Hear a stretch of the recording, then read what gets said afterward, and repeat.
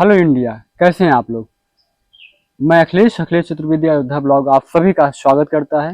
वंदन अभिनंदन। और जैसा कि आप लोगों को पता है कि मैं पॉडकास्टिंग का बहुत दिन से सोच रहा था कि पॉडकास्टिंग में चालू करूं अपने यूट्यूब चैनल पे, क्योंकि ब्लॉग बनाने का मतलब ये होता है कि डेली कहीं आप ट्रेवलिंग करें या कहीं भी आप घूमने जाए, तभी आप जो है ब्लॉगिंग कर पाएंगे, तभी मतलब ब्लॉग डाल पाएंगे। लेकिन फिर मैंने सोचा घर बैठे संडे को छुट्टी रहती है, संडे को क्यों ना हम पॉडकास्टिंग किया जाए, अच्छे अच्छे लोगों को बुला करके किया जाए। तो उन अच्छे लोगों में से जो हमारे मतलब शॉर्ट लिस्ट में फर्स्ट प्रायोरिटी आई हुई है, वो हमारे एक बहुत ही अच्छे और ऑलराउंडर बोल मतलब कहा जा सकता है, और हैं भी। और अपने चैनल पे मैं मिस्टर सुधीर दुबे जी का स्वागत करूंगा और चाहूंगा कि सुधीर भाई आप आइए और बैठिए, और हमारे पॉडकास्टिंग में आपका स्वागत है। आइए, बैठिए बैठिए, कैसे हैं आप। चैनल पे बुलाने के लिए मुझे धन्यवाद। आपको मैं माइक लगा दूं जिससे आप ऑडियंस से अच्छी तरह कनेक्ट हो जाइए। तो आपको जो है, जब मैंने फ़ोन किया आपको कल शाम को 7 बजे कि आपको हमारे पॉडकास्टिंग में आना है, हम आप एक दूसरे को बात करके न देख करके हम लोग उधर देखेंगे तो ऑडियंस को कैमरा ज़्यादा दिखता है। तो जब मैंने सुबह आपको फ़ोन किया शाम को कल कि आपको पॉडकास्टिंग में आना है, तो उस समय आपको क्या फील आया कि पॉडकास्टिंग में हम लोगों की मतलब क्या कन्वर्सेशन होने वाली है, क्या नहीं। कन्वर्सेशन ये होने वाली थी वैसे तो मुझे। और थैंक यू अखिलेश भाई, आपको मैं धन्यवाद देना चाहता हूँ। मैं आपको हार्टली एंड माइंडली दोनों तरीके से याद कर रहा था अच्छा कि अखिलेश भाई से बात करना है, लेकिन मैं व्यस्तता होने की वजह से बात नहीं कर पा रहा था। माता जी की तबीयत खराब थी, हॉस्पिटल में था जी उधर से लेकर के आया। अभी 100% रिकवर नहीं हुई है, जी अभी थोड़ा सा टाइम भी लगेगा। और उस हिसाब से बीमारी बहुत गंभीर थी, पेट से समस्या थी, उधर रोग अच्छा की समस्या थी। अच्छा, जो भी खाना पीना नहीं खाया जा रहा था, जो भी खाती थी तो वोमिटिंग हो जाता था, अच्छा लेटरिन अच्छा पेशाब की भी ओके। दिक्कत थी। ये आपका मतलब तो आपका पर्सनल वो है। पॉडकास्टिंग करने का मेरा ये मतलब है कि जो पॉडकास्टिंग में किया जाए, हम समाज पे एक अच्छा इम्पैक्ट पड़े, अच्छी अच्छी चीज़ों जाए। ये बताइए यूट्यूब को लेकर के आपको क्या जो है मतलब वो बार बार थोको मत ना, अच्छा नहीं लगता बार बार जो नहीं, अच्छा यूट्यूब गलत हो जाता है नहीं, इसमें, अच्छा उधर है नहीं कि है, उधर हाँ। नहीं है। तो क्या लगता है आपको ये जो यूट्यूब बार बार मतलब यूट्यूब को लोग ब्लॉगिंग को ज़्यादा पसंद करते हैं कि कॉमेडी को कि अश्लील वीडियो को, क्या लगता है ऐसा। नहीं है, समाज के अंदर प्रचलन सा चल गया है अश्लीलता और टूस्ट कहानियां, अच्छा इनकी तरफ लोग ज्यादा जाने चाहते हैं। जो कि जैसे पहले लोग हुआ करते, साहित्यकार होते थे ना, उधर देख के बात साहित्यकार होते थे तो साहित्यकार ट्विस्ट लाने के लिए कुछ काल्पनिक कहानियां उसमें डाल दिया करते जी थे, जिस वजह से उसकी पॉपुलैरिटी बढ़ जाती थी। जी तो पॉपुलैरिटी नहीं, जमीन से फिजिकल अनफिजिकल होना चाहिए। जी जो भी हो घटनाएं वास्तविक होनी चाहिए। अच्छा महादेव वर्मा की तरह आप एकदम चित्ररेखा खींचिए, अच्छा जो भी शब्द लिखा हो और आदमी खुद वह चीज अनुभव करे, जी और वास्तविक होना चाहिए और काल्पनिक नहीं होना चाहिए। अच्छा। नहीं नहीं, जैसे तो आप मेरी बात समझ रहे हैं लेकिन पर उतना नहीं समझ पा रहे। जैसे मेरे कहने का मतलब ये है कि लोग कॉमेडी वीडियो ज़्यादा देखना पसंद करते हैं कि जो है ब्लॉगिंग देखना पसंद करते हैं कि कैसे वीडियो पसंद करते हैं। इंटरटेनमेंट होने के लिए कॉमेडी वीडियो लोग ही ज्यादा पसंद करते हैं कि अच्छा, उसमें। लेकिन मेरा ये मानना है। लेकिन कॉमेडी का मतलब ऐसा नहीं है, कॉमेडी ऐसा होना चाहिए जिससे आपके जीवन में, निजी जीवन में, अच्छा समाज में उसका इफेक्ट पड़े। जैसे उससे कुछ प्रेरणा मिले, उससे कुछ सीखने को मिले, मतलब लोग आपके कहने का उससे मतलब है, गलतियों को इनके पकड़ने। कहने का मतलब ये है कि आपकी वीडियो से समाज पे अच्छा इफेक्ट पड़ना चाहिए, मतलब इंस्पायर हों लोग आपसे। हाँ, कि ये नहीं कि अ, बच्चा आपका जाके बोले कि भैया वो तो उनकी वीडियो मैंने ऐसा देखा और ये हो गया, मतलब ऐसा कुछ नहीं होना चाहिए। लेकिन ये मेरा मानना है कि एक परिवार में, आपके परिवार में मान लीजिए कितने लोग हैं। हमारे परिवार में 5 लोग हैं। 5 लोग हैं, तो 5 लोग एक ही हीरो को थोड़ी पसंद करते होंगे, पांचों लोगों की चॉइस अलग होती होगी ना।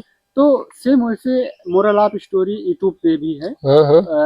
मतलब मैं कहना चाहूँगा कि लोग कॉमेडी को भी देखना, ब्लॉगिंग को भी और टेस्टी को भी, तरह तरह की वीडियो जो देखते हैं, मतलब अगर आप लगे हुए हैं अपना 100% कंट्रीब्यूशन अगर आप दे रहे हैं तो होपलेस नहीं होना है। गिनाता है, हर आदमी गिनाता है। और कॉमेडी हर यार इंग्लिश हिंदी मूवी, और जैसे मैंने कहा कि हर घर में हर हीरो को पसंद करने वाले लोग होते हैं, तो ऐसा मेरा मानना है कि हर चैनल जो है लोग देखने वाले हैं।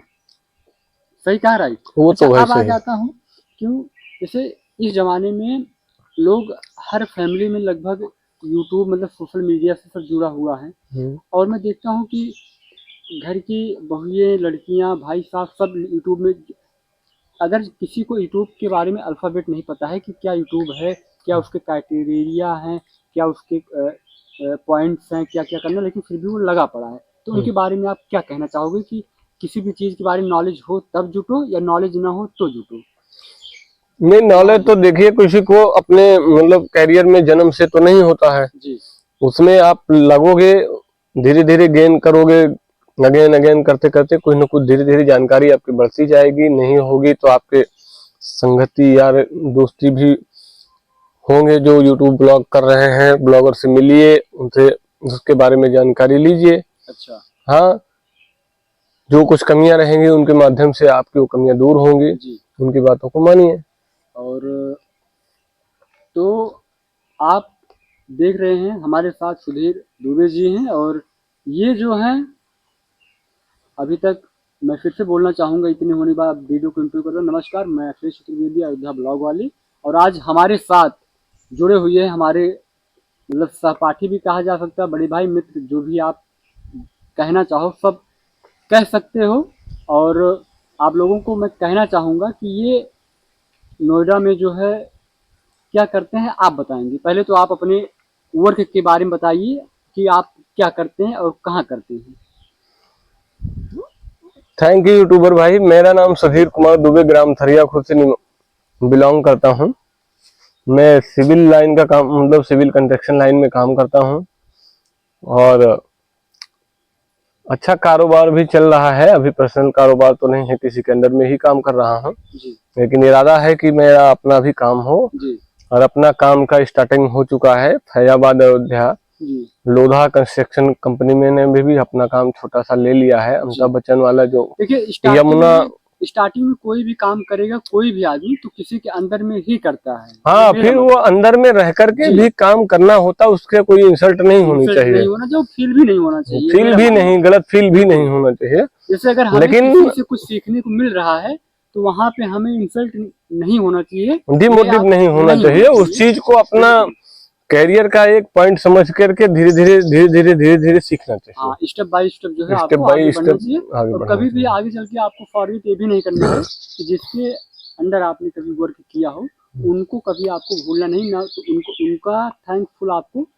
होल लाइफ रहना है, ये मेरा मानना है। हाँ, होल लाइफ रहना है, लेकिन जो चीजें इग्नोर करने वाली चीजें होती हैं, जैसे उनमें कमी क्या थी, वो चीज को हमें दोहराना नहीं है। हाँ, उनसे ये मोस्ट पॉइंट होता है, मोस्ट इम्पोर्टेंट। ठीक है। जैसे जिसके अंदर में आप कहीं काम कर रहे हो, उसने आपको जो मौका दिया, अच्छा, उसके द्वारा कहीं जो कमी हो रही थी आपके जीवन में, या उस काम के पीरियड में जो कमी आ रही थी, कभी कभी कमी आती है कि लेबर द्वारा कॉन्ट्रैक्टर का व्यवहार, ये भी एक कमी होती है। टाइम पे पैसा न मिलना, टाइम पे खर्चा न मिलना, वादे के मुताबिक न होना। वादा, भरोसेमंदी जो होती है, भरोसेमंदी बहुत मायने रखती है। अच्छा, और आपका भरोसा होना चाहिए। मैं आपको यहाँ पे इनकेप करना चाहूंगा, क्या कभी आपके साथ कोई किस्सा हुआ है कि किसी को आपने फोन मिलाया हो और वो आपको मतलब जैसे होता नहीं कि अगर मैं किसी को फोन मिलाया और नया नंबर देख के बोलते भैया नंबर का, क्या कुछ घटनाएं आपके साथ ऐसी घटित हुई हैं?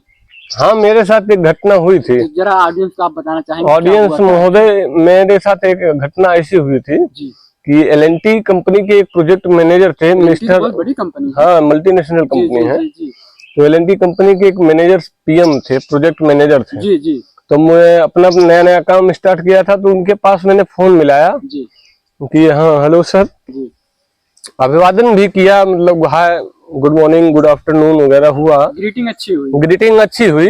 लेकिन उन्होंने क्या बोला कि आपको नंबर कहाँ से मिला, ये मेरा पर्सनल नंबर है। तो हमने कुछ बोला नहीं, हमने इतना ही बोला कि आप क्या भगवान है क्या? जी, अच्छा। हाँ, तो आपके कहने मतलब ये है कि भैया आप भगवान थोड़ा हो गया कि जो नंबर न मिले तो आप भी हमारी तरह आदमी हो, हमको जरूरत थी काम की, हमने आपके पास काम के लिए निवेदन किया जी जी कि आपके पास काम नहीं है तो नहीं है। जी तो लेकिन ऐसा, आप मेरा पर्सनल नंबर है, आप क्यों फोन कर दिए? जी अरे भाई, जैसे देवलोक में ब्रह्मा रहते थे तो उनसे विष्णु नहीं मिलते थे, केवल विष्णु ही मिले, शंकर जी ही मिले।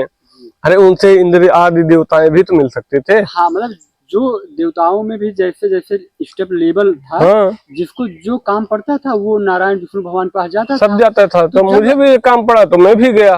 और आप पूछ रहे हो कि नंबर कहाँ से मिला, क्या आपको पूछना चाहिए भैया आपको क्या काम है मुझसे। आपको मुझसे क्या काम है? काम है तो बताइए, नहीं है तो कोई बात अच्छा, नहीं है। अभी मैं ऑन कैमरा पूछना चाहूंगा एक पर्सनल चीज। हम्म। आप मेरा चैनल देखते हो नहीं देखते हो? नहीं, आपका चैनल में देखता हूँ। जी जी जी। और मैं आपको बताना चाहूंगा, इतने बड़े आदमी के साथ साथ इतनी बिजी लाइफ में मेरी लाइव जो शाम को 7:30 से 8:30 आती है, पहले 8 से 9 आती थी, कुछ टाइम शेड्यूल की वजह से उसको मैंने थोड़ा सा पीछे पुश किया है, तो उसके चलते ये भाई साहब उसमें एक्टिव रहते हैं। तो thank you so much Shri भैया, मैं कहूँगा जो आप एक्टिव रहते हो। और आप ये बताइए लोगों को कि किस किस दिशा में जो है लोगों को पढ़ाई वगैरह करना चाहिए, क्योंकि नौकरियां आपको पता ही कंडीशन क्या है, क्या चल रहा है इस समय। देखिए, शिक्षा तो मोस्ट इम्पोर्टेंट चीज है ही है। जी शिक्षा जरूरी है सबके लिए। जी। पढ़ो, पूरा 100% लगा करके नहीं, पढ़ो। जैसे एक भाई देखिए, सबको सरकारी नौकरी तो मिल नहीं जैसे सकती है। आप एक 10+2 कर लिए, हाई स्कूल इंटर हो गया, उसके बाद आप क्या करो, ग्रेजुएशन और पोस्ट ग्रेजुएशन करें या फिर उसके बाद कोई आपको डिप्लोमा या क्या करना चाहिए, ये बताना चाहिए, क्योंकि बहुत से लोगों का ये मानना देखिए, होता है। मेरा मानना तो ये है कि आपको टेक्निकल हैंड हो जाना चाहिए। अच्छा, टेक्निकल हैंड हो इंटर करके के बाद? अपना, इंटर के बाद? हाँ, इंटर के बाद टेक्निकल हैंड हो करके अपना साल 6 महीने कहीं भी शॉप पे या भी? शोरूम में बिल्कुल। या किसी कंपनी या किसी फर्म में जा जी। करके वहां थोड़ा मेहनत कर लेना चाहिए। उसमें कोई शर्म की बात नहीं है। और जो थोड़ा बहुत व्यवहार अनुकूल प्रतिकूल हो, उसको भी एक लाइफ का टर्म समझ के जी काटना चाहिए। उसमें कोई बुराई बात नहीं है।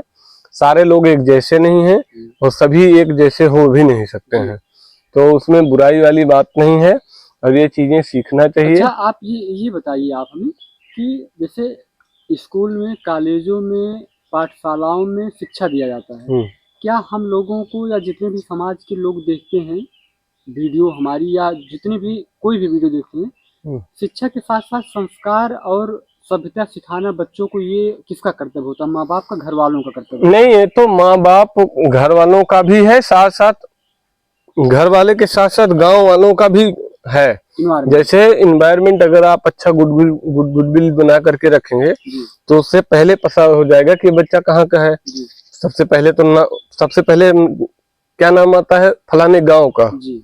अगर अच्छा लड़का है तो तुम्हारे गांव का नाम होगा। दूसरी बात, अगर आउट ऑफ स्टेट गया तो सबसे पहली बात वो जहाँ का, जिस स्टेट का होगा, कि यूपी का है, कि बिहार से है, कि वहां से है, रांची से, झारखंड, गुड़गांव, पूना, अलग अलग स्टेट से भी, कहीं से भी हो।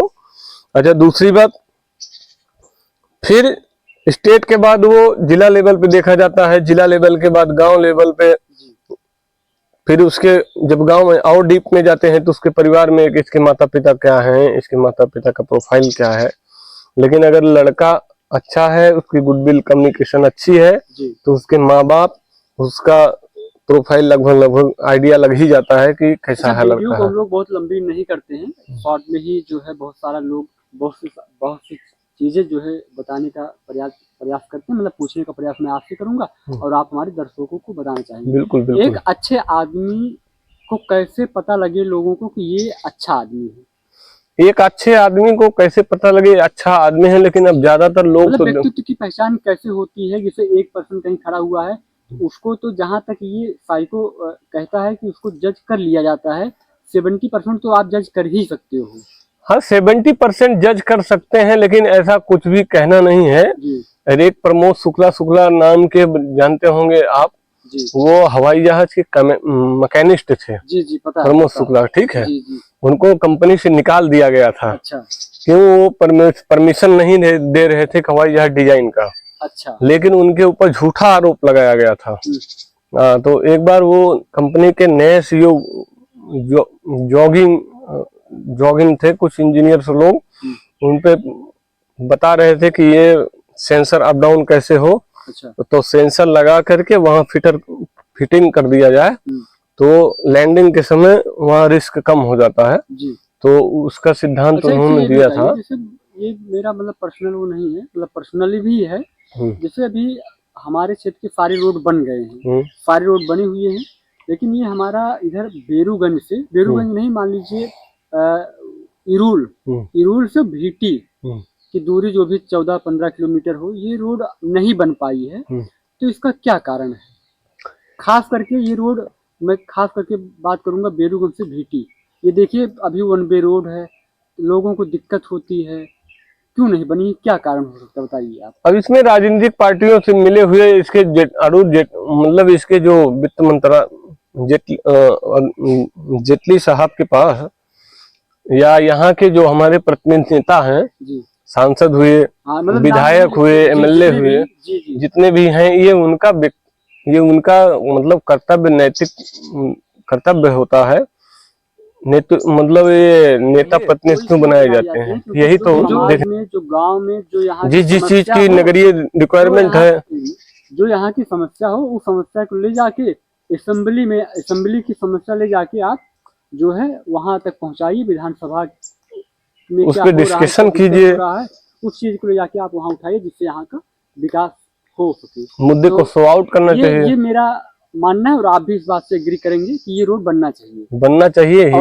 हाईवे बनना चाहिए, जो कि इसी रोड की वजह से हम लोग सुल्तानपुर, फैजाबाद, अकबरपुर, महारुआ जो रास्ता 20 मिनट में हो सकता है। अच्छा, काफी अच्छा, दूसरी बात ये तो है रोड का, काफी ज्यादा ग्रामीण मतलब काफी ज्यादा गांव इससे जुड़े हुए भी हैं।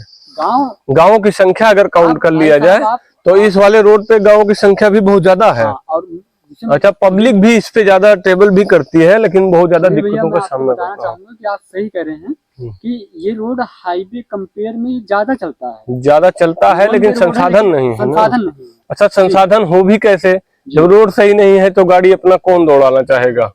4 लाख 5 लाख की बैटरी रिक्शा आ रही है, जीप है, मार्शल है, बस है, तो उसका मेंटेनेंस बढ़ जाता है ना। गलत रोड होगा, गड्ढे नुमा, तो उस पर दिक्कत होती है। गाड़ी में मेंटेनेंस बढ़ जाएगा और बचत छूटेगी नहीं उस हिसाब से, तो फिर दिक्कत होगी। यही सब दिक्कत है। अच्छा, आप ये बताइए कि सोशल मीडिया पे एक्टिव रहना चाहिए कि नहीं रहना चाहिए? सोशल मीडिया पे एक्टिव रहना चाहिए ऐसी बात नहीं है, क्योंकि अपना यह अधिकार है। पहले का जमाना था तो मतलब लेटर वगैरह लोग लिखते थे, चिट्ठी वगैरह लिखते थे, तो उतना शो आउट नहीं हो पाता था।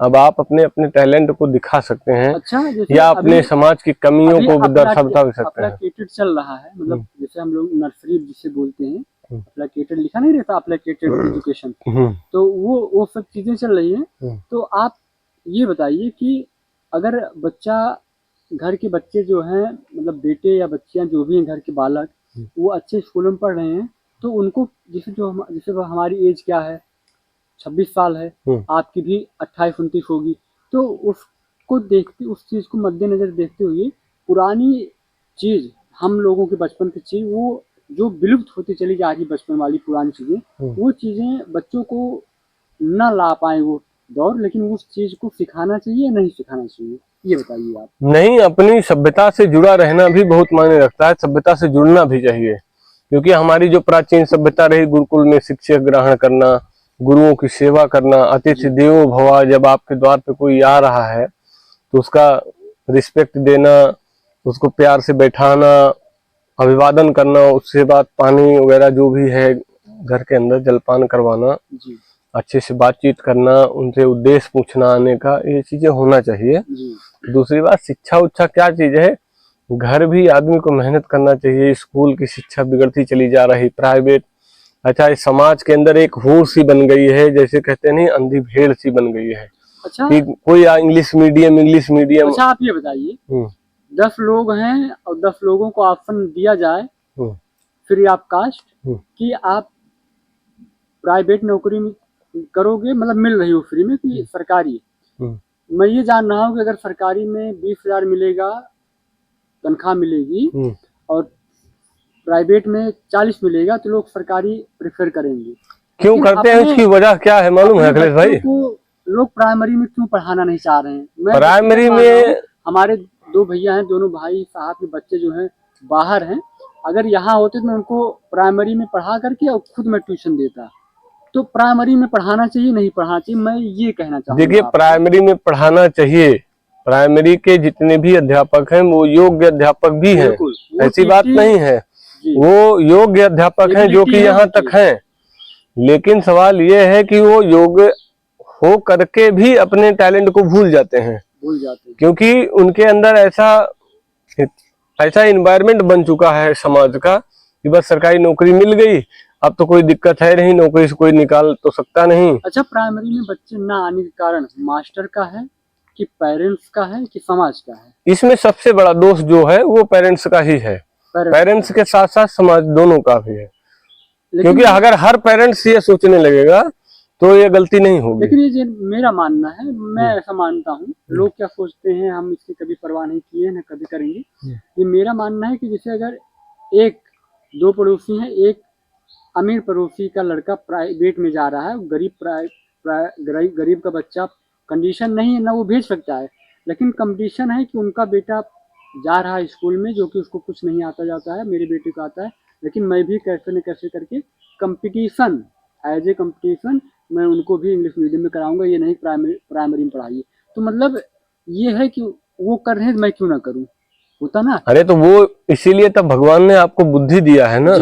बुद्धि किस लिए दिया है कि विश्लेषण करो, विश्लेषण करने के लिए आपको बुद्धि दिया गया है। पता होना चाहिए कि क्या सही है क्या गलत है। हम लोग पढ़ते थे प्राइमरी में, या आप लोग भी पढ़े होंगे, आपके बोर्ड भी पढ़े होंगे, तो पीछे जो किताब मिलती थी उसके पीछे राष्ट्रगान लिखा रहता था, जनगण अधिनायक। आपके कॉपी में बुक में नहीं लिखा रहता है, तो अगर बच्चे कुछ ना हो तो उसी को पढ़ के याद कर लेते थे। आपके बच्चों को पूछ लोगे राष्ट्रगान क्या है, राष्ट्रपिता कौन है, वो सब जिल्द कवर जो होती थी उसमें दर्शाया जाता था। अरे भाई, चित्र जो भी व्यू ऑफ मतलब विजुअल से जितना आप पढ़ पाओगे उतना आप रट्टा मार के नहीं पढ़ पाओगे। अच्छा, जाहिर सी बात है, जो चीजें बार बार दिखेंगी तो उस पे आपका ध्यान चला ही जाएगा एक आदमी का। और वो प्राइमरी में एक मुझे अच्छा लगता था क्लास, मतलब कक्षा 1, 2, 3, 4, 5, 8 तक जो एक होता था वही हर साल होता था। अब क्या है, सेमेस्टर चेंज हो गया है। पहले क्या होता था, आ से अनार होता था, आ से आम होता था, ई से इमली होती थी। अब ए से एप्पल तो होता है, लेकिन बी से बॉल भी हो सकता है, बी से बिल्ली भी हो सकती है, सी फॉर कैट होता है, मतलब कुछ भी बना सकते हैं भैया इंग्लिश मीडियम वाले। तो मैं आप लोगों से कहना चाहूँगा कि प्राइमरी को भी तरजीह दीजिए और सरकारी स्कूल में पढ़ाई। सरकारी स्कूल अच्छा होता है, ये मेरा पर्सनल मानना है। सरकारी स्कूल अच्छा होता है, वहाँ के टीचर एंड डिसिप्लिन कर रहे हैं तो वहाँ पेरेंट्स मीटिंग करवाइए, वहाँ सब मिलकर के जाइए, मीटिंग करवाइए। आप से जो अधिकारी होता है, बीएससी बेसिक शिक्षा अधिकारी को सूचना दीजिए, वहाँ पत्र लिखिए, वहाँ से निवेदन कीजिए। प्राइमरी में मैं कहना चाहूँगा, आप जाते हो कि आप मतलब अच्छा, आपका भी तो ये नैतिक कर्तव्य बनता है कि आपका बच्चा जिस स्कूल में जा रहा है वहाँ स्कूल विजिट करो। आप मुझे सुनिए, जैसे अगर आपको लग रहा है पढ़ाई नहीं होती उस पे मत जाइए ना। आप जाइए प्राइमरी में, आप घुसते हैं प्राइमरी के सामने बीएससी जितने भी अधिकारी होते हैं शिक्षा विभाग के, सबके नंबर लिखे रहते हैं। और वो नंबर ऐसे नहीं होते कि करोगे फोन नहीं उठेगा, करोगे पर्सनल वही उठाते हैं। उनका कोई पीए नहीं होता है कि डीएम है पीए, वो खुद ही सीओजी नंबर होता है हर जिले में। और आप करेंगे, उठाएंगे, आप अपनी समस्या बताइए। और शिक्षा विभाग में एक ऐसी मतलब विभाग है ये कि उसका निवारण होना ही होना है, क्योंकि हर आदमी चाहता है कि उसको किया जाए। तो ये होना ही होना है, इसको कीजिए। और फिर मैं कहना चाहूँगा आप लोगों को कि ये मत सोचिए पढ़ाई नहीं होती। पढ़ाई ना होने के कारण सिर्फ आप और हम हैं। क्या आप और हम नहीं जाते वहाँ कि क्या हो रहा क्या नहीं? तो आप अपने नज़दीकी प्राइमरी स्कूलों में जाइए और अपने बच्चों को एडमिशन वगैरह कराइए। अरे, जो व्यवस्थाएं पहले से लागू की गई हैं या अभी दिन प्रतिदिन अपडेट किया जा रहा है अभी आप बताइए, जैसे अभी आप तो अयोध्या में प्रेजेंटली हैं, आज के अयोध्या में, नई अयोध्या में और आज के 15 साल पुरानी अयोध्या में क्या अंतर पाया आपने? अंतर बहुत सारा है, अंतर भी है। अंतर पहले बात तो रोड का हुआ, बहुत सारी, हाँ विकास तो हुआ, क्योंकि वो इंटरनेशनल पॉइंट ऑफ लोकेशन है। लोकेशन ही ऐसा है कि वो डोमेस्टिक तो है ही है, डोमेस्टिक के साथ साथ वो इंटरनेशनल मामला भी है। और अच्छा भी है। जी अपने इंडिया की पहचान अयोध्या से होती है, जी। भारत की मतलब पहचान आप ये जान लीजिए कि अयोध्या है। आप जानिए कि अयोध्या शहर में आपको घूमने में पहले पूरा शहर घूमने में 4-6 घंटे लगते थे, मान लीजिए। अब वही दूर है, रोड ऐसे बना दिए कहीं भी आपको ट्रेन की पटरियों के लिए नहीं रखना है, सब आपको ओवरफ्लाई बना दिए हैं, ऊपर से आओ, नीचे नहीं वेट करना है। मतलब रोड को एकदम चौकाचौंध बना दिए हैं। नई अयोध्या हमारी बहुत अच्छी है। और आप नहीं आए हैं तो अयोध्या आइए। और आज की वीडियो बहुत लंबी नहीं करना है, आज इसी चीज़ को मैं यही विराम दूंगा और मिलते हैं। ये हमारा पहला पॉडकास्ट है और सुधीर जी जुड़े हुए हैं। कल मैंने इनको फ़ोन किया कि आप हमारी शॉर्ट लिस्ट में 1 नंबर आप आया है, आप आइए, हमें वेलकम कीजिए। तो पॉडकास्ट में आने के लिए बहुत बहुत थैंक यू आभार। भाई, thank you, so thank much. You, और थैंक यू एक बार अखिलेश भाई। ऑडियंस को क्या कहना चाहोगे हमारे ऑडियंस से हम यही कहना चाहेंगे कि हमारी लास्ट रिक्वेस्ट है, जिस भाइयों को रोजगार की जरूरत है वो हमारे कॉन्टेक्ट नंबर पर अखिलेश भाई के स्क्रीन पे मेरा नंबर रहेगा जी। और अखिलेश से संपर्क करके वो हमारे पास अपनी वीडियो रिज्यूम कॉपी सेंड कर सकता है। अनपढ़ हो चाहे पढ़ा लिखा हो, जी, जिस जैसे हिसाब आपका का है डिग्री उसी होगी वैसे हिसाब काम से लगेगा आपका। और आपको सैलरी मिलेगी, इस बात की 100% गारंटी है। जी और आपका एक भी दिहाड़ी का अगर पैसा होगा, एक दिन की नौकरी का पैसा, जी जी।